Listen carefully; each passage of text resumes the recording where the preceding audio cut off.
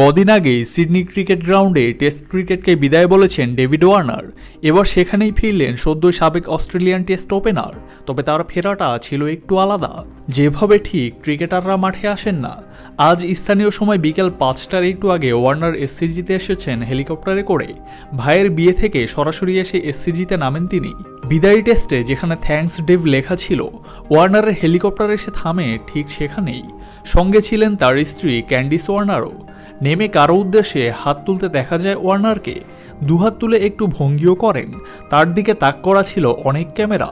নামার পরপরই 7 ক্রিকেটের গ্রেগ ব্লিউয়েটকে সাক্ষাৎকারও দেন ওয়ার্নার। কেমন ভ্রমণ ছিল এমন প্রশ্নের জবাবে ওয়ার্নার বলেন, ভালো ছিল, দারুণ একটি দিনে ওপর থেকে সিডনিকে দেখলাম।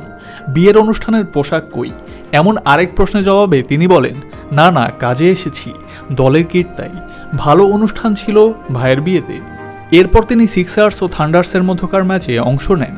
ব্যাট হাতে 39 বলে মাত্র 37 রানের টেস্ট মেজাজে ইনিংস খেলে দলকেও ডোবান।